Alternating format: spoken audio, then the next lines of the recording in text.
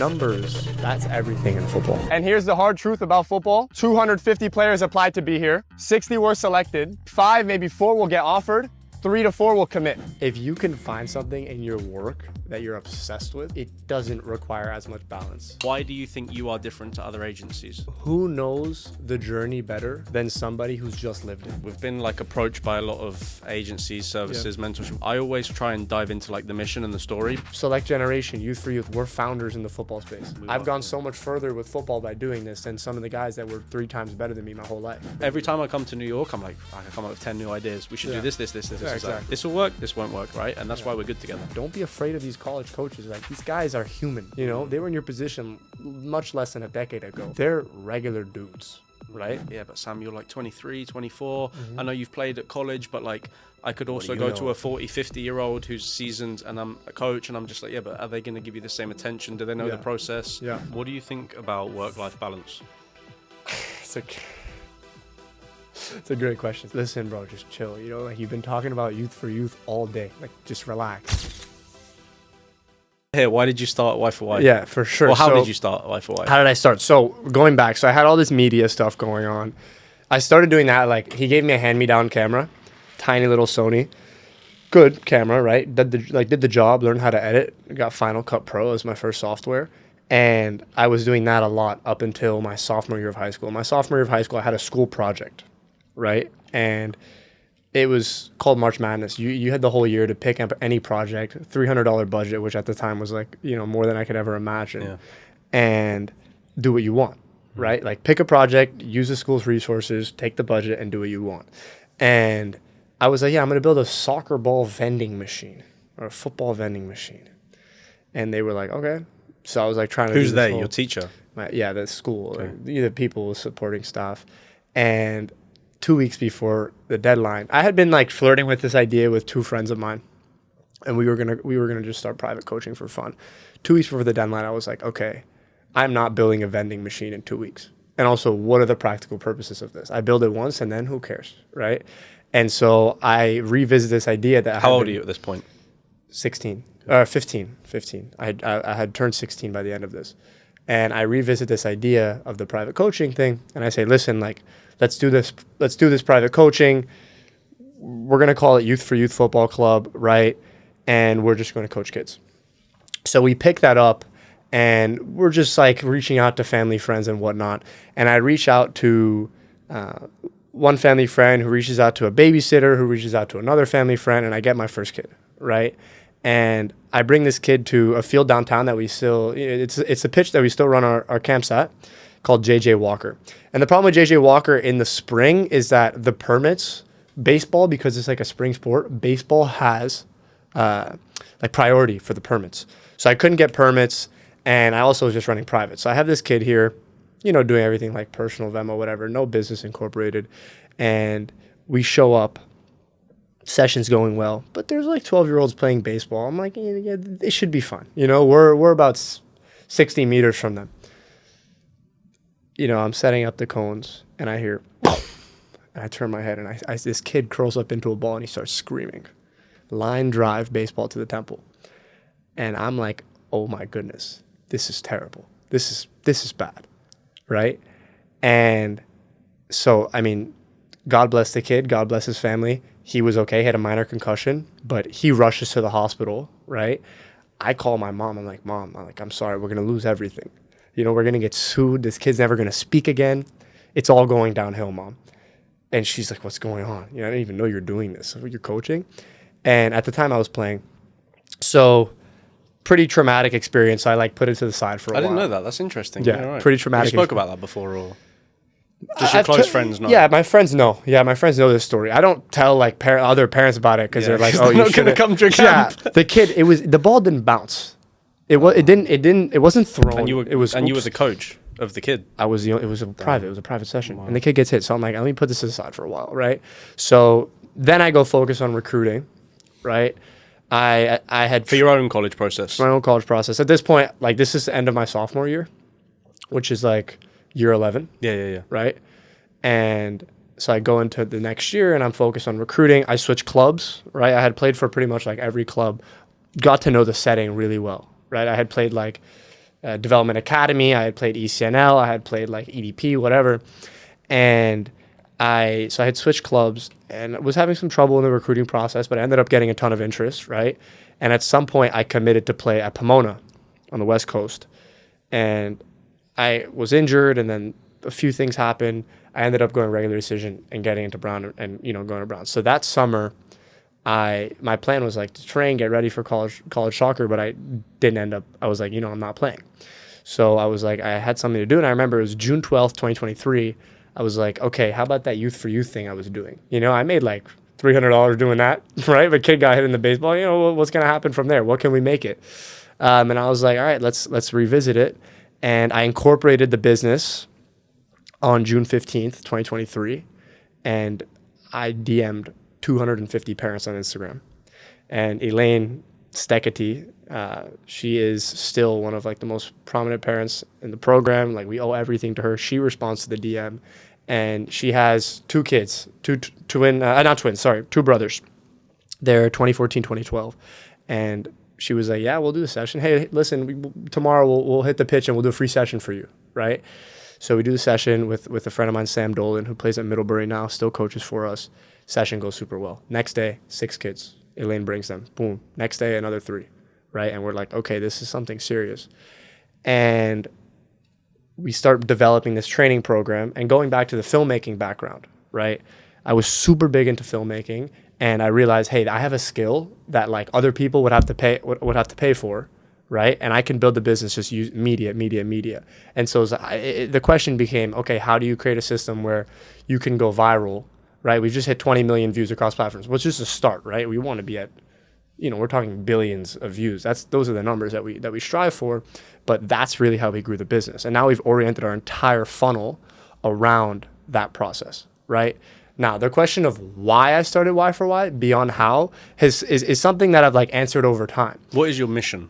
The mission. So when you reached out to us to do, to do a collab, and then all of a sudden we were on a podcast, I was like, okay, we're on a podcast. And you had this idea of the college recruiting. I immediately thought of, that's a pivotal moment, because I immediately thought of 2 things. I said, there are two major problems here. Problem number 1, I don't know what that was, U.S. youth soccer, right? U.S. youth football is completely convoluted. It's not like a step system, like how it works in the UK, how it works in Spain. There are so many different levels to play at, so many different coaches, so many different clubs. No one knows how to navigate it, right? 14, 15, 16-year-olds, completely unguided. My family, unguided, right? My dad from Italy, he doesn't get it. He's like, hey, go play for the local club. Again, doing the accent. And completely unguided. So I said, okay, that's problem number 1, right? They need someone to guide them. That's not their coach who's 45 years old, probably an excellent coach, but very far removed from the scene, right? When they were growing up in the U.S., it was ODP. And their job isn't to get them to college. Their job is just to coach them. Yeah, their job is to coach them. Their job isn't to tell them, hey, this is where you should be playing. It's just to coach them, right? And win and develop them. And that's problem number 1. Problem number 2, right? You have guys matriculating out of youth academy football, going to play in college, going to play MLS Next Pro, USL Championship, even MLS. They don't make much money, right? And the issue with that is, okay, if you're have a kickoff on Sunday, right? And on Saturday night you're bussing tables at a restaurant. The reality is you can't fully focus on being a professional footballer. So we've built this community where, number 1, we can help them sustain their careers and their lives, right? We can help them sustain their careers and their lives, and they give back to the footballing community, and they solve the other problem, which is 14, 15, 16, 17-year-olds are completely unguided. They provide the guidance, right? We provide the community, and we provide some sustenance for them. So you're saying you're providing the community. Who are you providing the community for? Well, those kids come, and they now are part of the youth for youth community, which consists of 14, 15, 16-year-olds, like, et cetera, right? As well as the parents, super helpful network. It's all tight knit, right? We've had right, a kid comes and coaches for us, right? The kid is, again, pursuing a professional career. Things aren't going great, has to get 3 other jobs. We say, hey, come coach for us, right? Parent meets that, boom, so you're helping. So you're helping the 14, 15, 16-year-old, and you're helping the 20-year-old who's navigating the pro. Okay. So those are the 2 problems we're solving, right? And that's why it's youth for youth. Okay. Right? Because it goes on both ends. Interesting. And now the best part is a player graduates from our program, right? They come through the training program, come through the mentorship program. They get recruited for maybe a showcase, maybe not. We work with them. Now they're old enough to coach for us, right? And now they're old enough to I've been in your shoes. This is how it works. Exactly. Right. And that's the end goal. So that for us is like how you keep this sustainable, because you need young guys. That's the whole ethos, right? We don't want people who are, again, like, getting involved. Yes. But the ethos of the program, the core, is the youth. Interesting. So the mission, long story short, it took me 10 minutes to say, the mission, right, is to build the largest player-led development program, right? Connecting youth players to the highest levels. Was that the mission when you started? No. Or did the mission you pivot? when I started was to coach, right, and see where it went.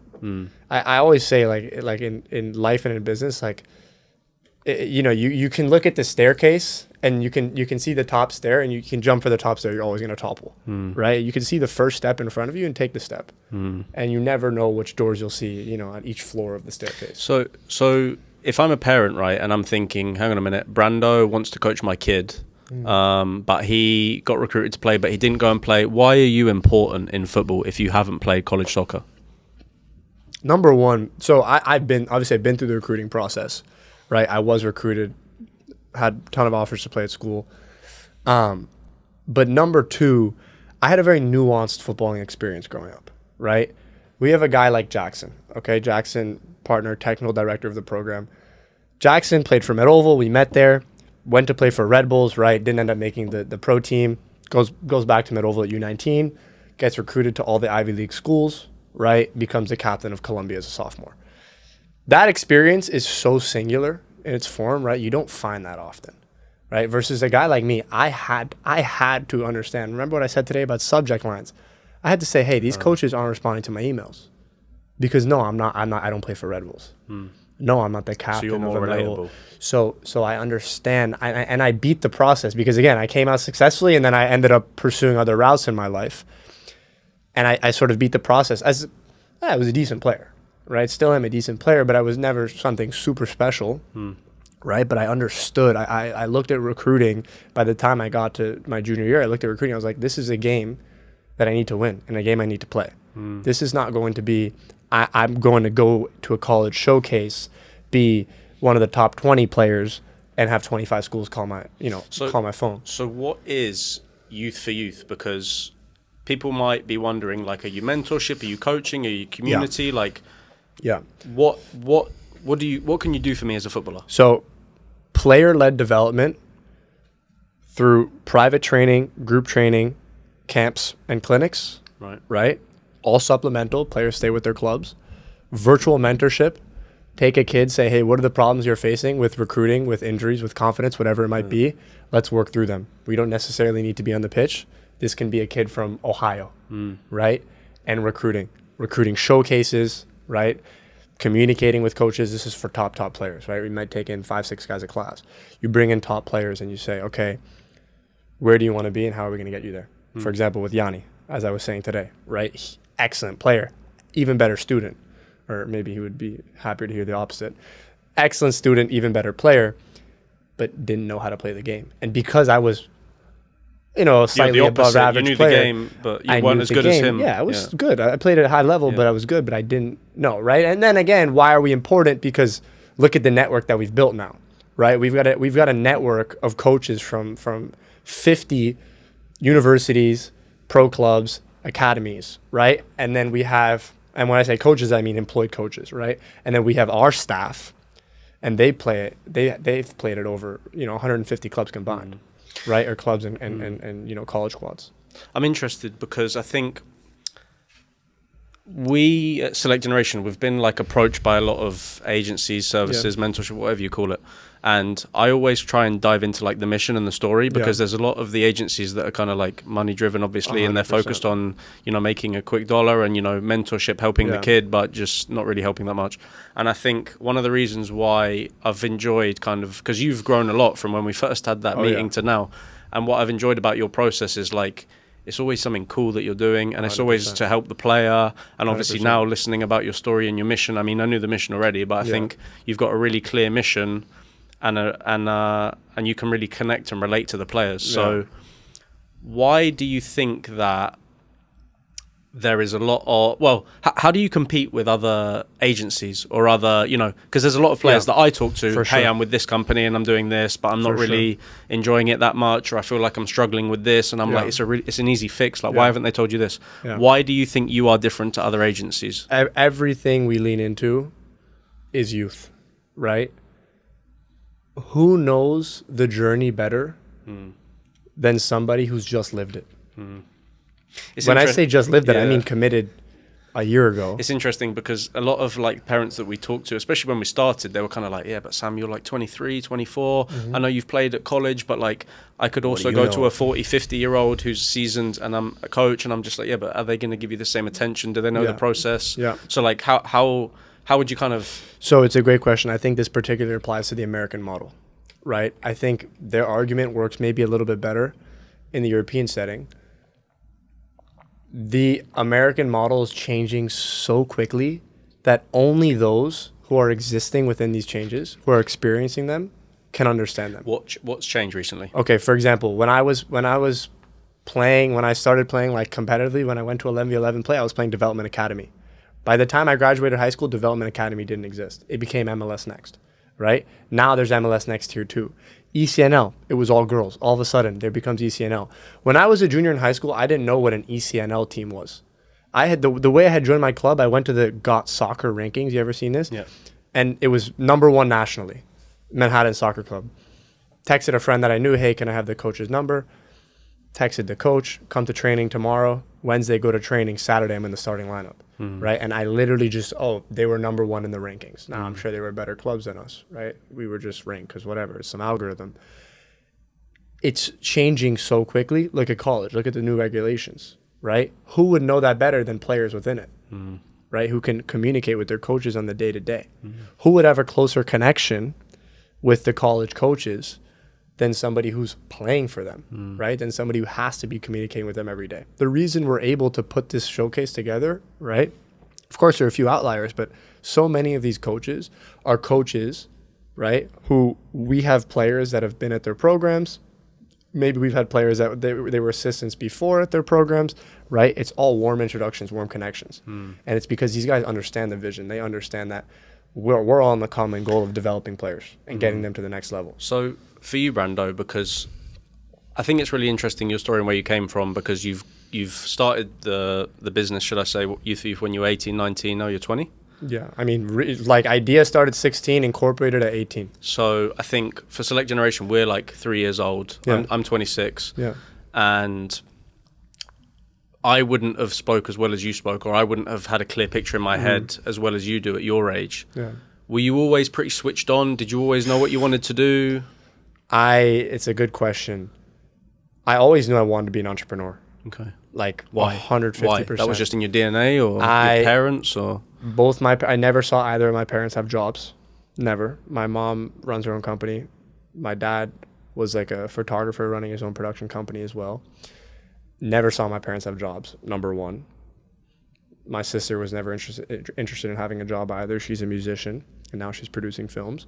So #1, familial, but #2, I had always been really good at school. I had always hated it, right? I had always hated the idea of, okay, listening to authority that doesn't have resonance with me, right? I'm 100% for listening to authority if the authority has resonance. So I had an issue with school. I'm like, okay, I'm going here. I don't like that teacher. So why did you go to Brown? Well, I went to Brown because it's the most open. It's the most open high-level school that there is, right? Brown has an open curriculum. You can do whatever you'd like. I can go to a class and spend a week in the class in shopping period and go and switch, right? And it's been great being at Brown. It's been great, especially with, I don't know if you see the Brown Sports Network stuff. And I a group of guys, 3 especially, that are really tapped into the sport world. One of them is named Charlie. He worked at Chelsea. He worked at... I saw that on LinkedIn. Yeah, exactly. Now I'm going to work for Chelsea in the end of August, by the way, which is going to be sick, yeah. And that was also through the network. But it's been great. So I'll tell you what happened. So in my life, I was like, I want to be an entrepreneur. I started this business. I was like, do I continue this summer, right? And then the question became, do I continue this next summer? Do I go get an internship? right? Like some of our guys, Jackson, my partner, he's going to work at Goldman Sachs, being an investment banker. Incredible, right? Like one of the smartest guys I know, and I think that's great for him. He's going to have an incredible career doing that. I don't think I could do that. That's not who I am. And he knows it too. But I would call him and say, bro, you think I need to be doing this? Nah, man, nah, you're good. You're good. You sure? Like, you know, it looks like it's really like what I should be doing. It's prestigious, you know, it's this. Nah, just stay put. And through the network, I started to meet a lot of professionals in sport.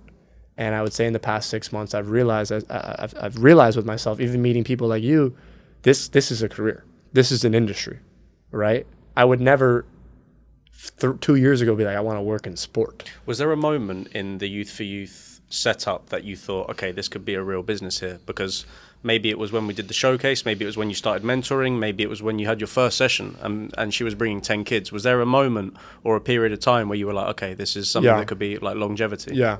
This is like a lesson in business operations. It was this past February. Okay. So I had been scheduling every single session manually. Hey, this is the schedule this week. Text me for sessions. Great. Confirmed. 12 p.m. Saturday. Great. Make a chat with the coach. Confirmed 12 p.m. for Saturday. Sessions finished. I go on my phone. I search up confirmed to see all the text history. Venmo invoice. All by myself, which is insane. It's completely unsustainable. Whilst you're in college. Whilst I'm in college. Whilst I'm doing a bunch of Ivy League things. school. Yeah, an Ivy League school. Like still playing. I still play football 5 days a week. And I'm like doing all this, and I realized, I said, okay, how do we streamline operations? So I started looking into a bunch of different things, and it's super simple switch. We onboarded an Acuity system for scheduling, and I brought on this guy, Ethan. He works on our operations. He's great, like super quick to everything. He's, you know, a good friend of mine. Like he's just on top of it, right? And I play football with him as well. And I realized, I said, okay, number one, again, I had this problem with perfectionism. I was like, oh, but the system might not be great. You know, the Ethan, whatever, might not work. He doesn't know it yet. The moment that we started streamlining things, sessions started getting scheduled I had no idea about.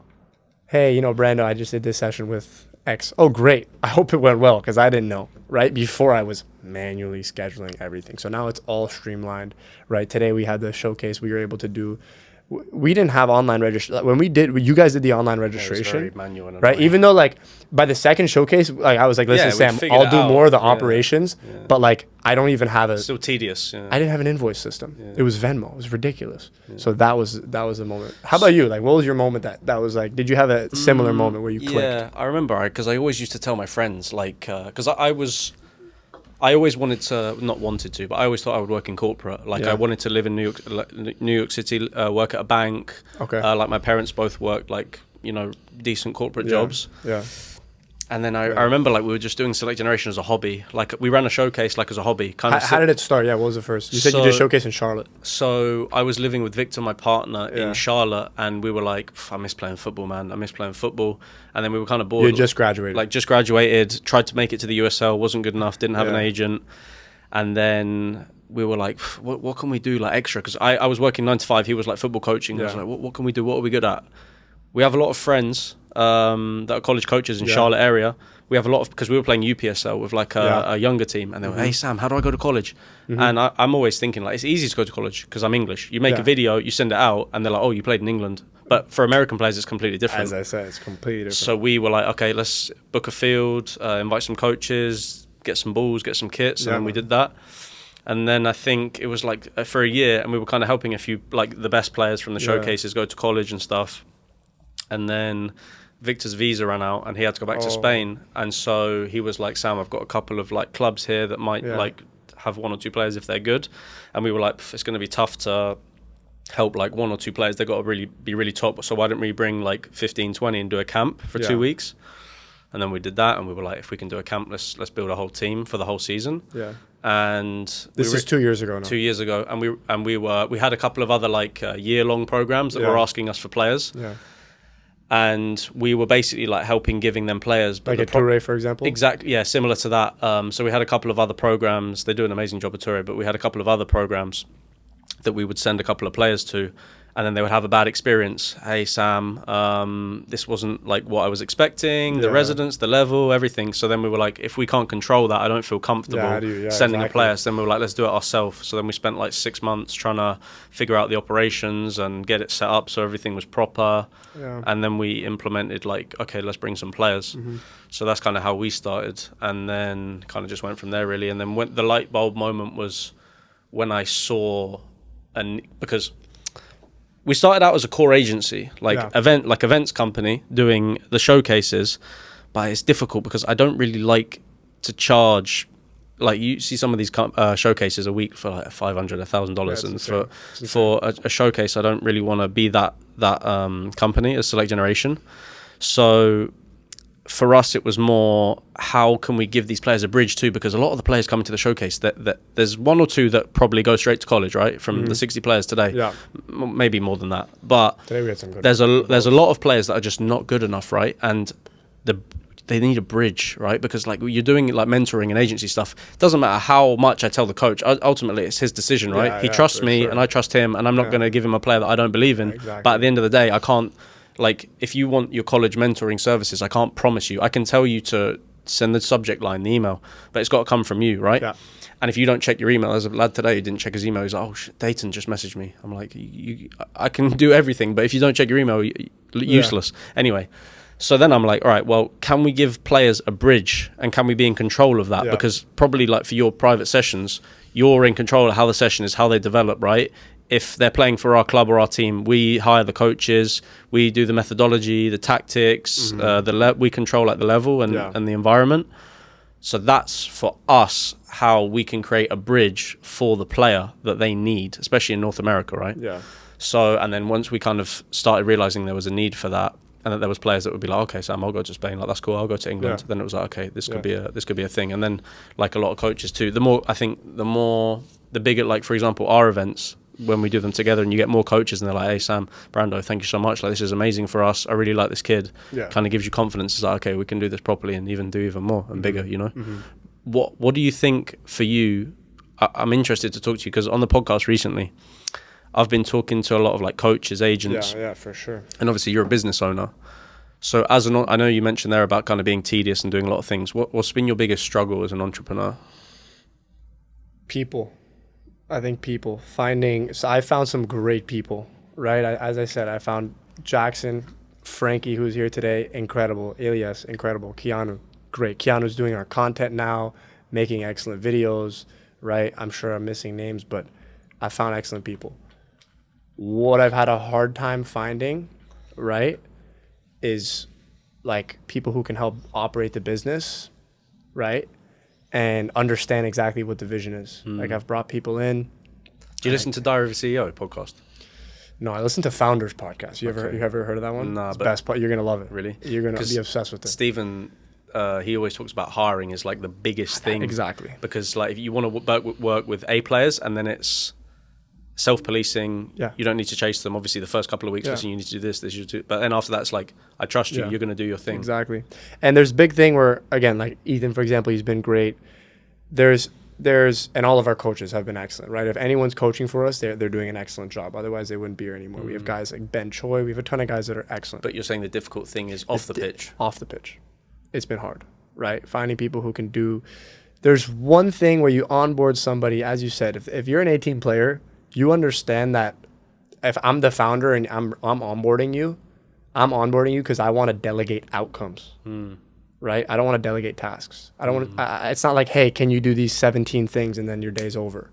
It's, hey, I need you to get 60 players signed up for this showcase. You're starting from square zero. Find the players, get them to apply, make sure the marketing's on point, call the players if you need, offer any financial aid that's necessary, but you're in charge of that process. And it's like, just get it done and make it happen. Get it done and be creative. And create any like operating procedures, get creative as possible, right? And how do you know when to trust that person to do that?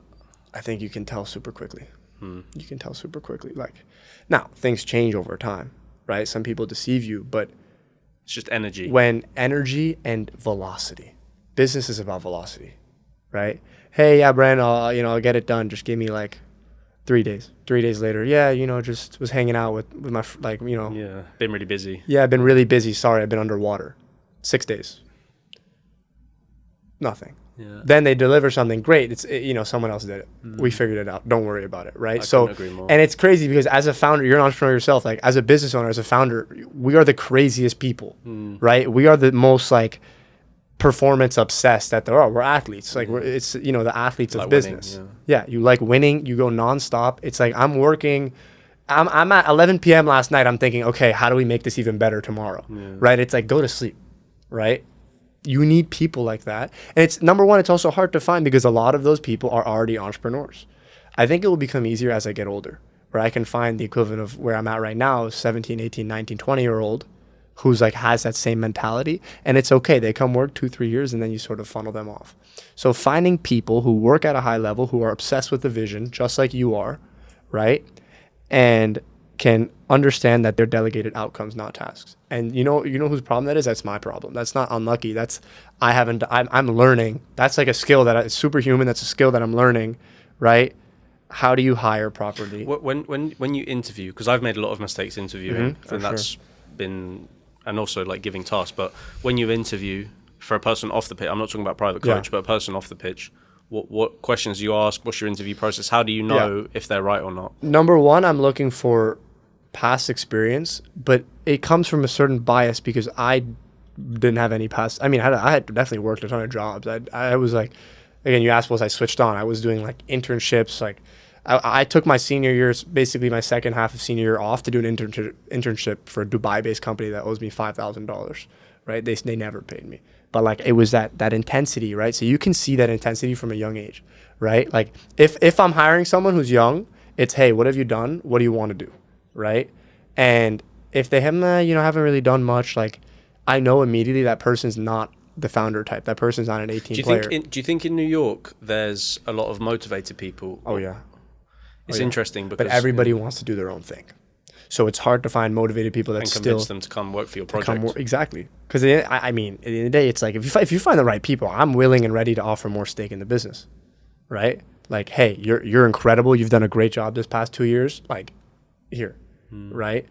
And that's like what happened sort of with Jackson. Like, he was just invaluable. And I was like, listen, like, we've got to keep you around. Yeah, we got to keep you around. And also, one of my best friends, like, I'm curious about your experience, because I'm sure Victor's like, you're probably your best friend, right? One of your best friends. What's that been like for you running a business as co-founders? It's interesting because, like, people ask me, like, how, like, have you always been, like, best friends? Or But there was a point, there was some points at the start where we disagreed a lot. The thing was, we disagreed, but we disagreed because we were both trying to get to an end goal and because we believed in the project. But I think at the start, it's difficult because you don't really know what your goal is, right? You have like a mission and you stick to the mission. Yeah. But yeah, man, you are trying to figure out like what's the best way to do something, and also you're at the start of the business, so you don't really know. Like now I've got 3 years of doing what I do, so I know if something's going to work or not most of the time. But at the start, you don't really know, and you're kind of... I was quite emotional too at the start of the business. Like, it was a hobby, but I cared a lot about it. It was like my baby, and then we were disagreeing on certain things, not because we didn't like each other or we like felt badly about each other, but just because we were thinking different things. And I think me and Vic are very successful together because we're complete opposite. Like, he wants to be very organized and do things and have control and be like, okay, this, like, very logical. Very Spanish. Where I'm, exactly. Whereas I'm kind of, obviously I want to be organized, but I like thinking about new things, and like I'll be like, after every time I come to New York, I'm like, I can come up with 10 new ideas. We should do this. Exactly. Like, this will work, this won't work, right? And that's why we're good together. But I think in terms of like friendship, I think he's my best friend. I think we've had a lot of ups and downs together. You guys went to UNH together? No. We played USL2 together, so we only lived together for like 2 months. You met them? We lived in the same host family, so we only lived together for like 2 months. Okay. And then we moved to Charlotte together, and then we kind of just hit it off from there. But I think, the best thing is because we're quite opposite in terms of how we like to be. Like, I like being on the camera. I like talking. I like kind of helping, or like being creative and doing new projects. And he doesn't really like that. I mean, he'll speak if he has to, but he likes to be kind of behind the scenes. And I think that's good because it means that we obviously complement each other. But I think, we've definitely had some struggles. And I think, I, at the start, I was very emotional, and I was kind of like, why are we doing this? Or this isn't going to work, or quite like erratic. And, like, I'm I don't want to say arrogant, but I was kind of like, this is right, and this, like, I was very stubborn, like why it was going to work. It was this way, yeah. Yeah, and he was very like, no, but we figured it out, you know. That's like the same thing I have with Jackson. Really? Right? Jackson is obviously not as involved as Victor. Yeah. Right? Victor's like, you guys co-founded it together. But it was always, like, even when I brought Jackson onto the call, it was always, I will come up with crazy ideas on the spot. You I need will to tell bring me if them it's up. good or not. Yeah. It's more like, you need to tell me if it's good or not. When we're in a setting together, right, I would love to have him here, right? It's like, okay, slow down, right? Here's what it really is. It's the same with me and Vic. Like. And I think also I don't like being told I'm wrong. He will very clearly tell me, like, you're wrong. Yeah. And it's someone you respect. So at this point, you're okay with hearing it, right? It's someone who, you're not hiring a random person to tell you that you're wrong, right? It's someone who's done this all together with you. It's great. So how do you split responsibility? What's like the organizational structure of Select Generation? It's interesting because we used to be quite, I don't want to say unorganized, but at the start, when it was just the agency, we kind of had like a to-do list on Google Docs. That's it. And like he would have 3 things and I would have 3-4 things. Yeah. And it would be like, okay, you do it this week and I do it this week. And then I think that was not very efficient because to be really good at something, you need to focus. Like, I don't know about you with Youth for Youth, but for me with Select Generation, I struggle when it's a lot of gear changing. Like, I'm thinking about recruiting this player. Yeah. Then I'm thinking about, okay, what's a really good idea for a showcase that we can have? Then I'm thinking about, okay, for the England team, I need to sort out housing, or I need to sort out this. So much. Then I have a mum texting me like, oh, my son just scored a really good goal. Can you give him some feedback on his highlight video? Then I have the FA telling me you need to fill out this piece of paperwork for the league. Then I have, I don't know, calling you, being like, Sam, we only got 42 Yeah, players. exactly. Like, what should we do? Yeah. Then I have Victor saying, oh, we got this new coach that I'm thinking about hiring. What do you think about his right? So there's a lot of things going on.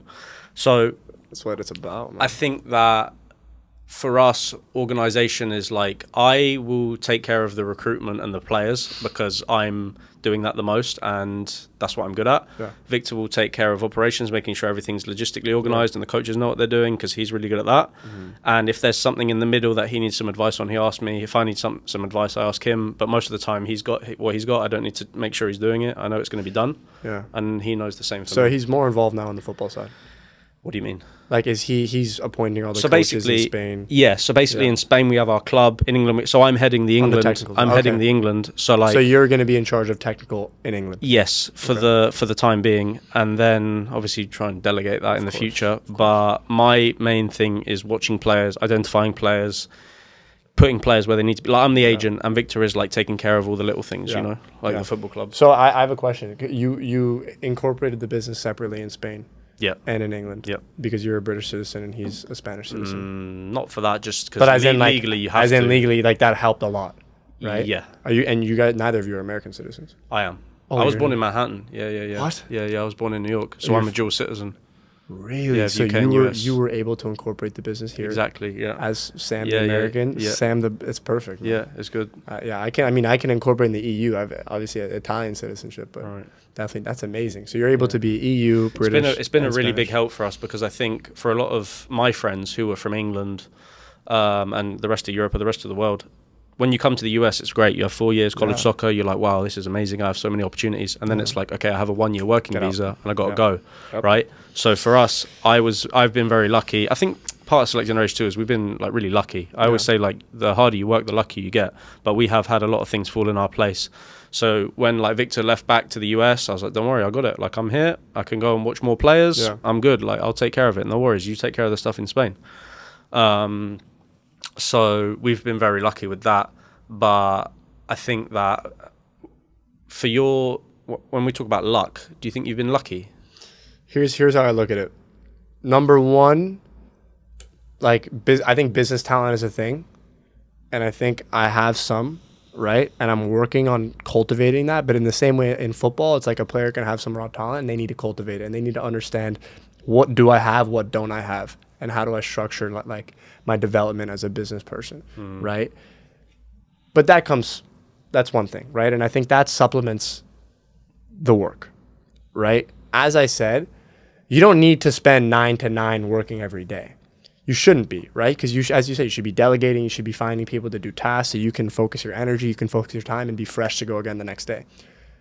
But if you work like a dog, right? Like I'm calling these players, hey, we got to get you to sign up, doing things that I probably shouldn't be doing at this point, considering how where the business has gone, how much it's grown, and people that we have to do it. But I'm like, I need to handle this, right? Throwing darts at a board is what I make the analogy for, right? You're working so hard, you get more darts, right? The bullseye is not going to change.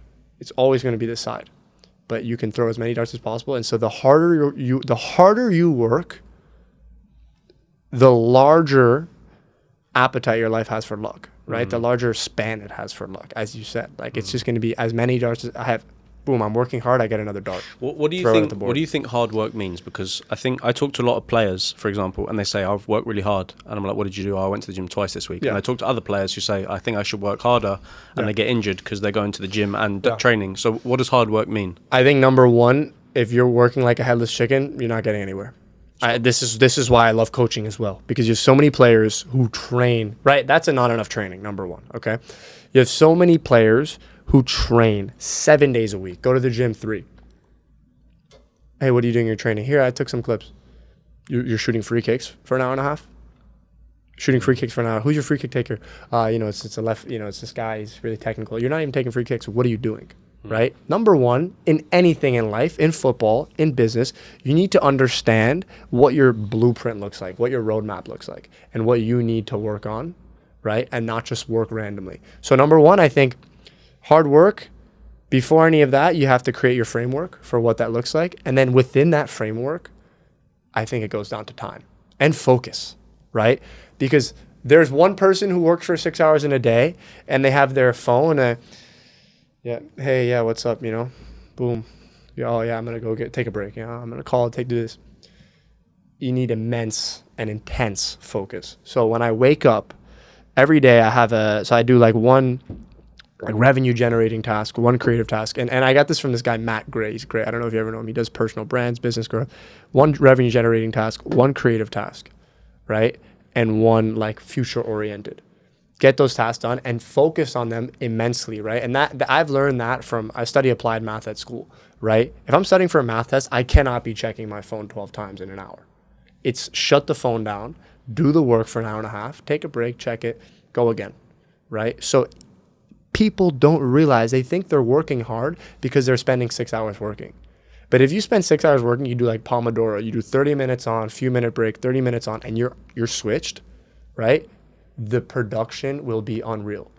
It's the equivalent of a footballer going in, right, for 25 minutes and getting on the ball every time, like every single time, as opposed to I'll play 90 and I'll cruise, right? Like when you're there, you have to work.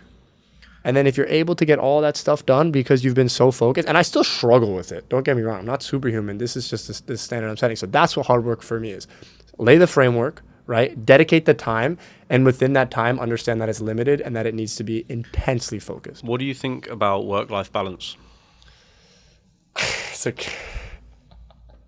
a great question. So Frankie's like, I have, a group of like 5-6 guys that are really close to me. Frankie's one of them. One of my best friends, known him forever. We played together when we were like 6-7 years old. And he's still around. He's always like, listen, bro, just chill. Like you've been talking about youth for youth all day. Like just relax. My mom was saying the same thing the other day. If you can find something in your work that you're obsessed with, right? It doesn't require as much balance. But I think everyone gets burnt out, no matter what you're doing. And you don't get burnt out because it's necessarily hard. You don't get burnt out because you don't love it. You love Select Generation. I love Youth for Youth. I love what we're doing here, right? You get burnt out because you're spending so much time doing one thing. I love, eating burgers, but I know not to eat a burger every day because I'll feel sick, right? So I think it's for me, I have to force the life in the work-life balance, right? And I'm struggling with it, but I'm enjoying the ride, man. How about you? Like, I see you look like you're enjoying it more. Like, I think I wanted to ask you about this. Tell me about like, so now you're obviously like, you're out of school. You have this American passport. You can be here. So you were living in Miami. You were living in Napa Valley. I saw you in Bali. Now you're obviously been in Spain. Talk to me about that and how the place you work improves that work-life balance in itself. I think that one thing that I'm really good at is being intentional. I think that's something that I've really tried to work on recently, is being intentional with everything. So I think in terms of like the locations, I went to Bali because we wanted to go on holiday, like me, Vic, and a couple of friends. We were like, okay, June 100%. Is like our kind of off, like not off, but June is like a quiet month, right? Yeah. You went for the full month. So we went for a week in Bangkok, a week in Bali, a week in, what was the other place? Vietnam. Yeah. And then I went back through Dubai, and I was in Spain for the last 2 weeks at our camp. And I'm very lucky with the fact that I can kind of be anywhere. I'm on the phone all the time, I'm texting all the time, I'm on my email all the time, but I don't really need to be in a physical location. Now, for the next 2 months when we start the new team in England, I need to be there. For sure, so just to make sure everything runs and everyone knows what they're doing. But I'm very lucky that I can be anywhere. And I think one of the main things about location is a lot of my friends and my mum specifically says, like, you need to slow down, you need to like pick and chill and be in a routine. But I just really enjoy being on a plane and going somewhere new and perspective. I think that's one thing that I'm very lucky is perspective. And I, especially after the Asia trip, I was like, there's mums with not even mums, grandmas that are like 80 years old with crops on their back, with flip-flops, walking up a hill. And I'm like, and they're so happy, right? And I'm there stressing about, oh, did this player reply to me, or did this coach say something, or what do I need to do about this player or the visa?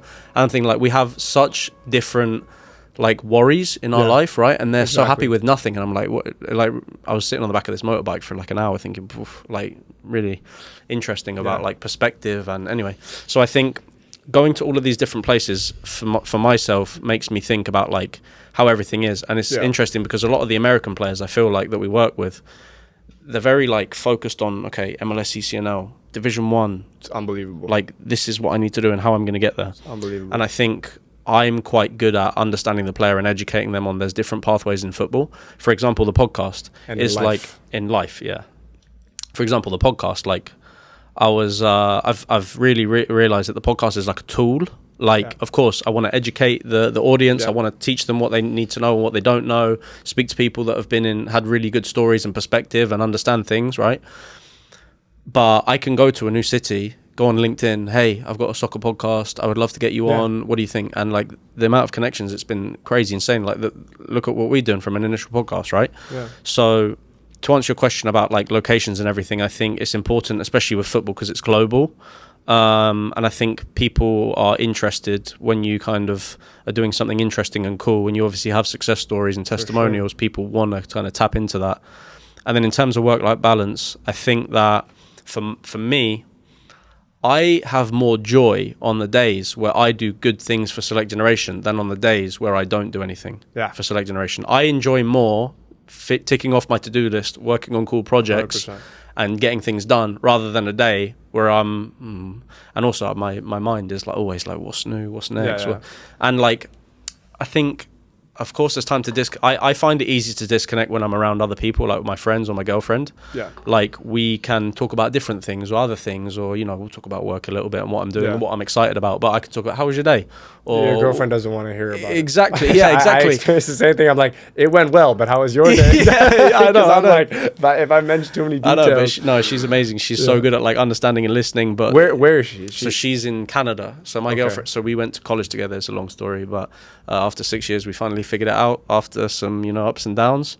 But no, she's been amazing. Like with talking about, you know, being supportive and understanding. Because I tell her, like, I'm really busy. Like, I'm in 3 different continents in 4 weeks. Like, and I'm not going to have that much time. Of course, I make time for you and this and that. But no, she's been amazing recently. And I think, just in terms of work-life balance, like, I just enjoy doing what I love doing. And it's work, but it's like a hobby. Like, I'm playing Football Manager in real life, and I like growth, you know? It's like Football Manager in real life, and it's growth, and also... It's so cool. I think also, like, probably you're the same. The players that I'm working with, I think, really respect me, and they appreciate and I'm not saying this to say, like, I'm the best person in the world, but they really appreciate what I'm doing for them and the opportunities that I'm giving them, or that Select Generation is giving them. So when they say to me, Sam, that was amazing, I really appreciate it, thank you so much for this advice, Sam, I'm not really sure what I should be doing, how do I reach out to this coach, do you think I should play here? And that's what makes it like a hobby for me. I would rather do that than watch Netflix. Amazing. It's human. You said today, like, something that I haven't ever verbalized, but I realized immediately. You described the sensation. seeing these players so happy to wear the badge, to wear the select generation, the new logo, to wear the Youth for Youth badge, seeing them like overjoyed and so proud of themselves, right? To wear the badge, for me, that's like the aha moment, right? Like I see like our guys who are like, you know, that we follow on Instagram, our young players. It would be like a 14-year-old player from whatever club, and he like reposts a Youth for Youth thing, and that makes me so happy. I'm like, wow, like we're really making an impact in these guys' lives. And number one, like as I said, I had those problems when I was younger. I wish that this existed when I was younger, because I would be all over it. Like I would be, if this existed growing up in New York, like this kind of system, this kind of like these programs, I would have had a much better footballing journey. I felt so lonely and internal in my footballing journey, right? Like never really had someone to, because it's so psychological. It's so psychological, your performance. Like I figured out how, like after like not committing to or decommitting to college and going to play like men's league now, like good competition, great. Changing positions because I decided, hey, I want to go be a winger. I don't want to run as much. Completely changed. Went to the gym to be a winger, whatever. And it took so much pressure off myself. And I was like, wow, if someone just had told me to let the pressure off a little bit, right? Take the top off the pressure cooker earlier on, I think I would have went further in my playing journey. How do you manage your relationship with the players? Because you're like their boss, their coach. You're like, I don't want to say boss. You're like the leader figure. You're the coach, but you're also kind of their friend. Yeah. So for the players in our program, for youth players that need to look up to you, how do you get them to respect you? It's a great question. So, number one, as I say, proximity, youth, it's very important. It's about finding the right balance between, hey, you guys are getting too comfortable, you're not behaving, you're not listening to what we're saying, and like, okay, we can have a good time, right? Let's take last Friday, for example. We haven't posted this video yet, but we have a great video coming. So Friday morning, I tell the player, or Thursday night, I tell the players, we have our camp, I say, listen, you're bringing runners. Like tomorrow we're running, right? We'll hit the pitch in the afternoon, okay? They bring their runners. We did like interval running, cat and mouse, make it a little bit more interactive, more fun. They did excellent, right? Okay, great. Lunch period, come into the afternoon, 30 minutes of technical. Quality, excellent. I'm like, this is, no complaints, right? It's hot. The guys have done a great job all week. Now I think to myself, okay, how do I reconnect on a human level? Because I've just been going at these guys. And once you get into your confidence as a coach, people will respect you, right? Because they understand, okay, this person knows what they're talking about. This person I've put in so many hours to coaching now, right? And I think like, yeah, okay, I didn't play professionally, but I think I've put in so many hours to coaching that I can back myself, right? I'm still learning. I'm still underdeveloped as a coach. But they understand, they respect that. So now it's, how do I connect on a human level? Okay, let's see. DoorDash, 300 water balloons, boom. Yo, boys, bring it in. I'll show you the video. Yeah, you guys have been terrible all week, right? Like I'm so disappointed. The level's been low. You haven't been pushing it this morning, the fitness. You weren't running as hard as you could. And they're like, what? Psych, turn around. I got all my coaching staff managed to sneak up with 300 water balloons. Boom, and we had a massive water balloon fight, right? I like to reference, like, that's a fun thing. That was so fun. It immediately was like, okay, we can respect these guys, but they're always going to have fun with us, right? They're always going to be our friends, right? I don't want these kids, like, being like, yo, what's good, coach? Yeah. You still speak with respect. I'm an older figure. The way I would speak, even you're older than me, right? Like, I would speak to anyone who's older than me, just like been here longer, right? We don't want that dynamic, but we want to have fun. And I spend a ton of time like on Instagram Reels or on YouTube looking at like fun drills that like professional clubs do. Where, okay, this is super competitive, this is high level, has a purpose, but like the players are obsessed with it, right? And yo, can we do that drill? Can we do that drill? And I'm like, great, because guess what? Pep Guardiola did that drill, but it's also like you could do it, and these kids could do it all day. Right? It's like, and then you do the boring technical stuff you have to. I mean, for me, that's the most fun part, right? Like the boring technical. I mean, I don't know. That's been like a big thing for us, is making sure the players never get too comfortable. You see, like even today, there was a few guys that run up to him like, I know this guy. We spent a ton of time with them, but at the end of the day, like they see what we've built. They see all the players buying into the program. If you just want to treat us like we're just a friend and not someone who can teach you something, not someone who has something to offer you, like who's there for your development, that's your problem. Do you think the players see what you've kind of done on social media, for example, over the last couple of years, and they they respect it more and they kind of get more excited about what you can do for them. So, because maybe at the start they were like, oh, this guy's just a private trainer. And now they're like, oh shit, this guy sent a kid to Colombia. It's really funny you asked that. My favorite thing is not when like a parent or a player is like, hey, you've been coaching so like your coaching's been great. Like, look at this, like you've done great. I love that. But when someone's like, wow, like you're so young and you've built this business and you've built this community and this brand, right? And like if a 14-year-old recognizes that, like that's so cool how you've built all this stuff and the content on the socials. Like, wow, like this guy's, because I wasn't thinking about that at 12. I wanted to be an entrepreneur, but I wasn't like, oh yeah, you know, the business funnel moving through the content, right? The automations and the DMs and then going into the join form and whatnot. Like that is my aha moment. But what, like my aha moment, number one, is that. Number two, seeing a player understand it on the pitch, on the football side. As you know, I'm still very involved. And number three, I think the biggest thing is I'm obsessed with content and seeing it published, right? Like my favorite thing is like, okay, I want to rewatch this and relive this moment 3,000 times, right? Like what's your aha moment? In terms of what? Like for in the whole realm, in the whole business of Select Generation, what's the thing that like you start like stimming over? Like I see the content, I'm watching these videos like 100 times. I'm like, this is great. Like the cameraman shot it perfectly. It's cut so well. The player's touch is amazing. He's improving. Everything just snaps for me. I think for me, I love the content, and that's something that I really enjoy. And I've been trying to kind of do personal content as well as business content.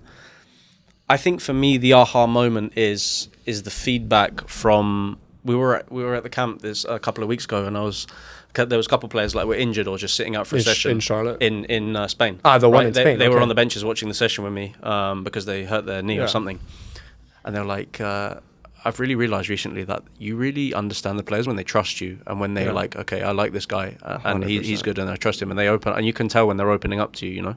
Yeah. And Bradley, his name is, he was like, hey, Sam, I just want to say, like, what stood out to when you saw me play at the Vegas showcase? Like, what did you like about me? And I remember I told him, like, you were taking corners and free kicks and you were really good at set pieces. Obviously, you're a good technical player. Yeah. But I remember you took, like, a really good free kick or set piece. Oh, okay, thank you. Yeah. And he was saying, yeah. And I was like, so when I messaged you, because these players, they tell me they get spammed by loads of international academies and agencies, right? So I was like, so why did you come? Because there's a lot of, obviously, you're here now and you appreciate it, but you didn't know it was going to be like this before you came.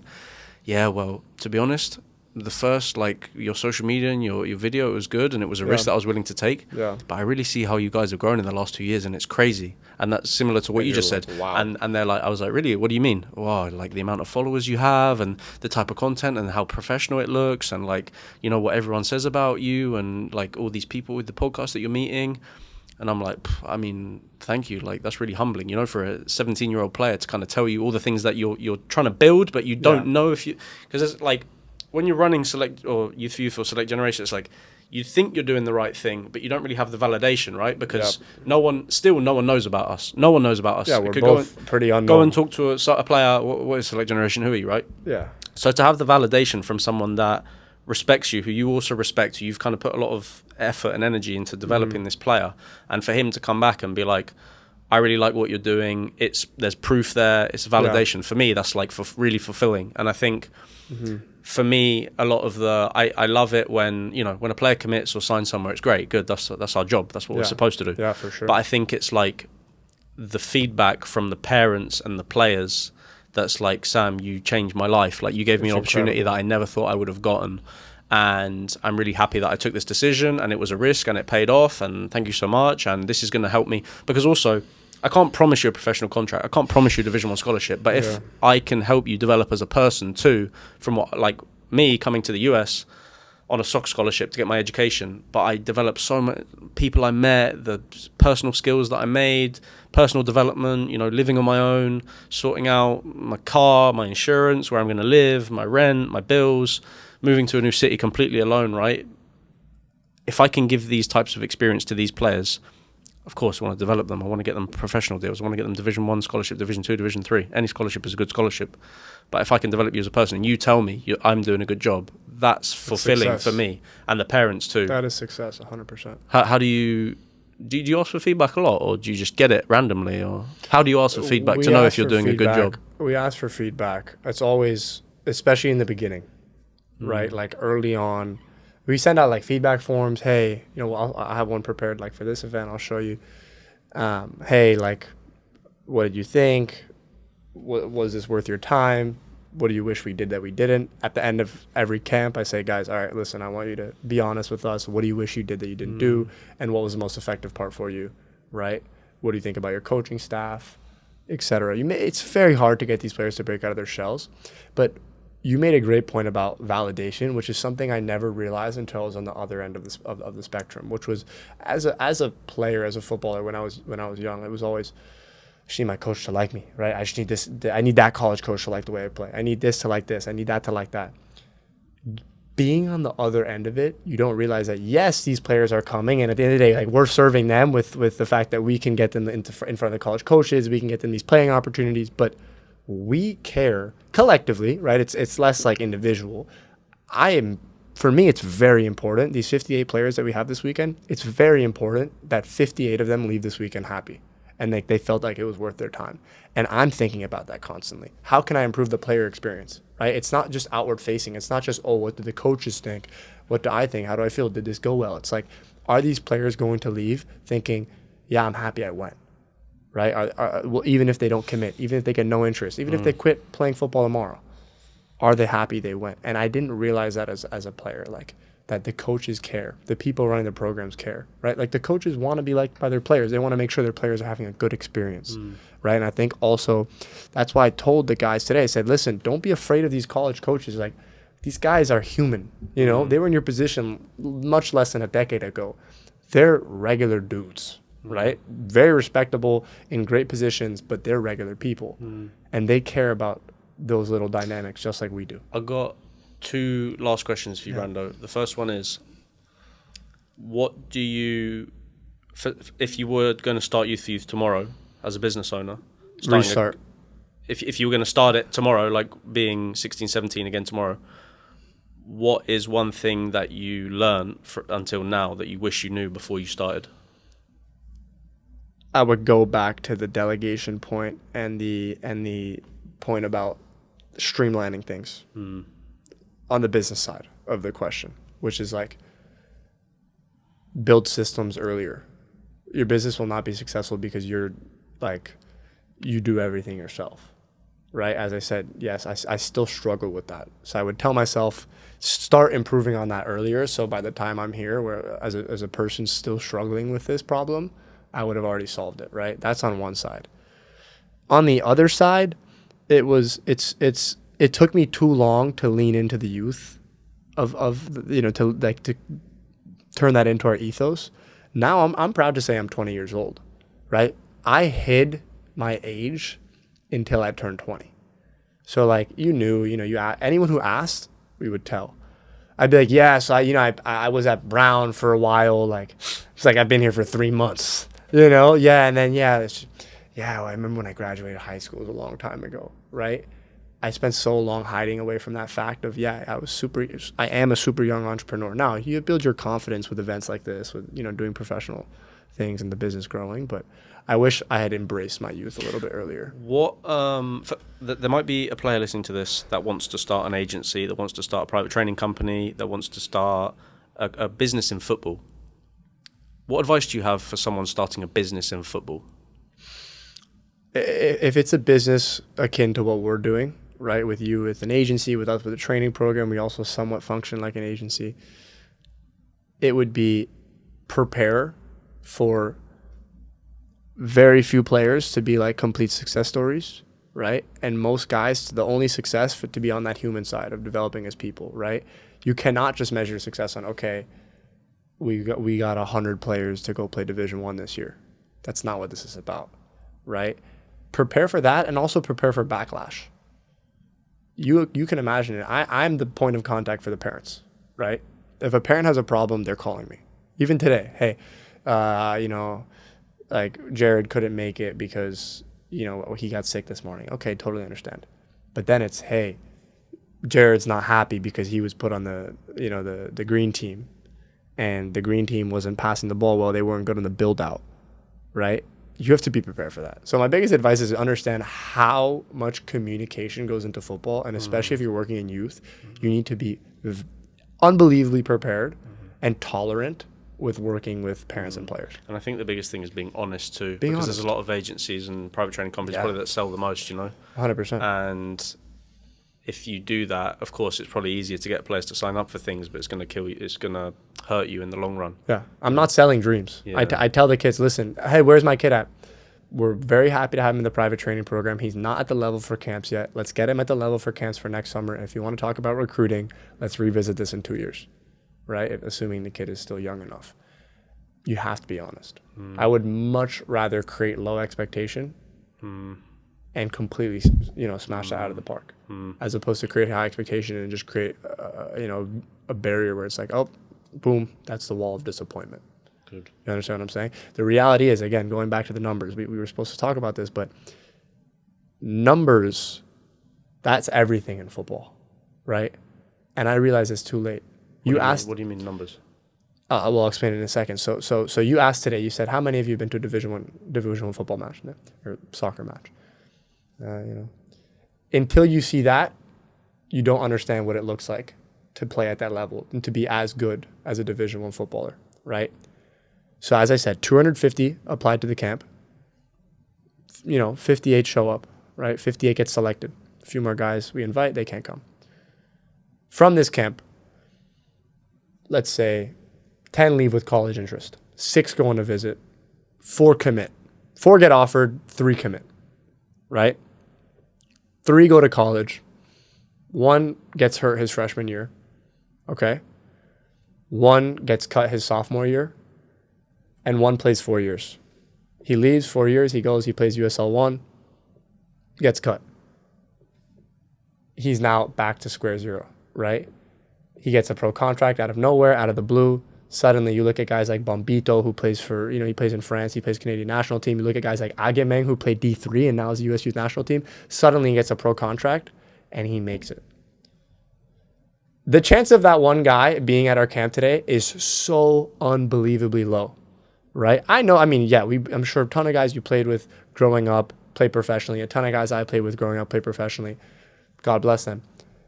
It's so rare. So when you go into football, you need to understand the numbers. And the numbers that's not a reason to be discouraged, right? That's a reason to double down into what you are as a footballer. And understand there's different pathways than just pro. Exactly. Use football Understand as a that tool. Select generation, youth for youth, we're founders in the football space. I've gone so much further with football by doing this than some of the guys that were 3 times better than me my whole life. And now maybe don't even play, right? There's so many paths. Understand the numbers and know that you're not always working against them, right? You can use that in your favor. Last question. I know Mike's going to kill us for being over. But sorry, Mike. What are you most grateful for in your life to do with Youth for Youth? My mother and my grandfather and my father, the 3 of them. And I know that probably wasn't the answer you were thinking of, but I would say I owe the most to them, and I've been so grateful that my family's been unbelievably supportive. My dad comes to the events. I'm not paying him. Dinner will be on the business card tonight, but I'm not paying him, right? When I first started this, my grandfather, he was like, here's $1,500. Went a long way. Would have never incorporated the business if it wasn't for that money, right? And my mother's been, every single time I post something or, we have an issue, hey, what do you think? She's a very logical person. She's got it figured out. Here's my advice, right? In terms of just experiencing Youth for Youth, the thing I've been most grateful for that is probably going to come in later in life is the amount of people I've met, right? I have hundreds of kids that I might be in a room with, and there's a chance that 2 or 3 of them I might be in a room with in 10, 15 years, collaborating on business, co-founders, lifelong connections. That the opportunity for connection that it's created has been unbelievable. I would have never met you. I would have never met even some guys. Jackson and I are always super close friends. The moment you 3 started, we became the same relationship. We wouldn't have the same relationship. Became one of my best friends through this, right? Even Frankie, I spent every day with Frankie last summer because he was coaching and I was coaching too, right? So I got to spend so much time with him. So the fact that it's just like a pressure cooker of connection, of communication, it's a lot. It's intense. Right, you got 1,500 contacts in your phone that you have to keep track of. But the pressure cooker of the connection is incredible. The people you can meet building a business, unbelievable. Content, football, human, parents, players, people that applied but never play, collaborators. It's incredible. And I know, Mike, we're over, but just real quick, 1 minute answer. What do you think? I'm most grateful to do what I love and that I've found myself and what I want to do, because there was a long period of time where I didn't know what I want to do, and I wanted to be involved in football, but I didn't know how. And finding out what I want to do, what my purpose is, what my passion is, that's what I'm grateful for. Same thing with you in terms of the networking, the opportunities, the people I've met, the parents I've met, the kids I've met. Like, I love every single one of them. They're so respectful, so motivated, and so enjoyable to work with. So I'm very grateful for the people that I've met. And I'm grateful for the team that I work with. We've got the best team, just A players. Everyone knows what they're doing. Everyone wants to be there. Great culture in the staff, in the team, in the environment. And it's something that is a hobby still for me. 100%. Like, it's not work. And I love that. I'm very grateful to be able to work wherever I want, travel, meet people, see things. I think the community that we've built too. But I'm very grateful for I get to do what I love, and I like what I'm doing. I appreciate that. And I'm grateful that you had me on this podcast today. Brando, top man. Thank you so much. Start of something Appreciate big, it. guys. Yes, sir. If you listen to the podcast and you're at this point after however long it is, hour and 10 minutes, Brando will tag his Instagram and everything. Youth for Youth, they're doing an amazing thing, amazing project, amazing people. This is just the start of something really big of what they're building. If you see the page and you like something, or you're interested, or something he said really stuck with you, shoot him a DM. He's pretty busy. He gets a lot of text, but I'm sure he'll get back to you at some point. Fill out, if you're a player, fill out our join form. It's linked in our Instagram bio or on our website. Perfect. So that'll be the best. Awesome transition. Perfect. Exactly. Cheers, guys. Thank you so much. All right. Thank you.